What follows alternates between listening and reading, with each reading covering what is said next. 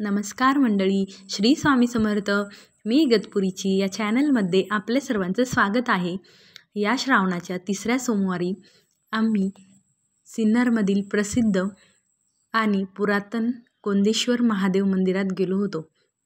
गोंदेश्वर महादेव मंदिर हे सिन्नरमधील अत्यंत प्राचीन मंदिर असून हे ऐतिहासिकदृष्ट्याही तितकेच महत्त्वाचे आहे.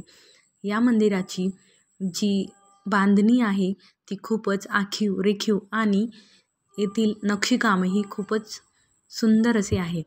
तर श्रावणाच्या तिसऱ्या सोमवारी आम्ही गोंदेश्वर मंदिरातील गोंदेश्वर महादेव यांच्या दर्शनासाठी गेलो होतो. तर सर्वात पहिले मंदिरात गेल्यानंतर येथे आम्ही नंदी महाराजांचे दर्शन घेतले आणि मग मुख्य मंदिरात गेलो. तर हा मंदिराचा गाभाऱ्याचा मुख्य द्वार आहे. तेथून मग आम्ही गाभाऱ्यात गेलो आणि महादेवांचे दर्शन घेतले. श्रावणाचा तिसरा सोमवार असल्यामुळे मंदिरात प्रचंड गर्दी होती आणि तुम्ही बघू शकता की किती सारी गर्दी होती. गोंदेश्वर महादेव मंदिर हे खूप प्राचीन मंदिर आहे आणि मंदिरावर खूप छान असे आखीव रेखीव कोरीव काम केलेले आहे, नक्षीकाम केलेले आहे. आज श्रावणाचा तिसरा सोमवार असल्यामुळे महादेवांची पिंड ही खूप छान सजवलेली होती आणि हे तुमच्यासाठी मी महादेवांचे दर्शन इथे दिले आहे. तर तुम्ही महादेवांचे दर्शन घ्या. महादेवांना खूप छान असे फुलांनी सजवलेले होते आणि सर्व लोक येथे मनापासून दर्शन घेत होते. महादेवांचे दर्शन घेतल्यानंतर आम्ही बाहेर आलो आणि या मंदिराच्या परिसरातच येथे 4 मंदिर आहे, ज्यात एक पार्वती मातेचे, एक गणपती बाप्पांचे, एक विष्णू नारायणांचे आणि एक सूर्यनारायणांचे मंदिर आहे. हे 4ही मंदिराच्या चौथऱ्यावर 4 कोपऱ्यांना आहे. एका कोपऱ्यातला गणपती बाप्पांचे मंदिर आहे. तेथे आम्ही दर्शन घेतले आणि नंतर मग तेथूनच दुसऱ्या कोपऱ्यावर असलेल्या पार्वती मातेच्या मंदिरात गेलो. तेथे दर्शन घेतले. हे मंदिराचा जो परिसर आहे त्यात बनवलेले छान असे नक्षीकाम मी तुम्हाला दाखवले आहे. त्यानंतर पार्वती मातेचे दर्शन घेण्यास गेलो. पार्वती मातेचे दर्शन घेतल्यावर मग आम्ही सूर्यनारायणांच्या मंदिरात गेलो. सूर्यनारायणांचे मंदिर असे बांधलेले आहे की सूर्य मावळताना जो सूर्याचा प्रकाश असतो तो पूर्ण या सूर्यनारायणांच्या मूर्तीवर पडतो.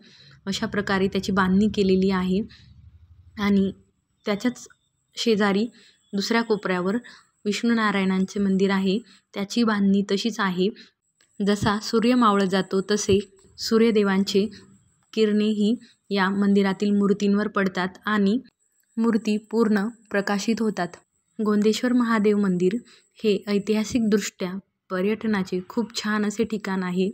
तुम्ही जर कधी नाशिक, सिन्नर या भागात आला तर ह्या मंदिराला अवश्य भेट द्या. हे सिन्नरमध्येच असून शोधण्यासाठीही खूपच सोपे आहे आणि येथे आल्यानंतर प्राचीन जडणघडण आणि नक्षीकामाचे खूप छान असे दर्शन होते. येथे बघू शकता की सूर्यदेव मावळत आहे आणि तेव्हाचा हा प्रकाश या मूर्तींवर पडलेला आहे. येथे 3 नंदींच्या अशा भग्न अवस्थेतील मूर्ती आहे.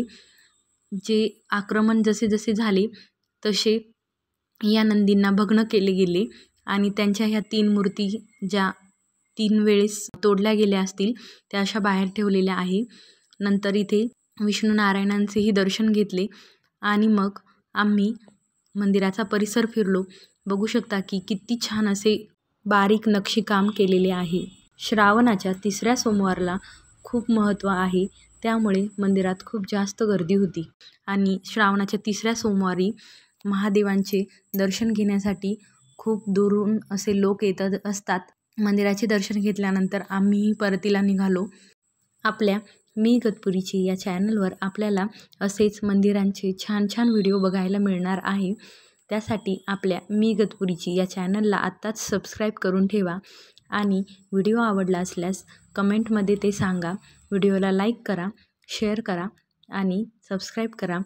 व्हिडिओ बघितल्याबद्दल धन्यवाद. श्री स्वामी समर्थ. ओम नमः शिवाय. हर हर महादेव.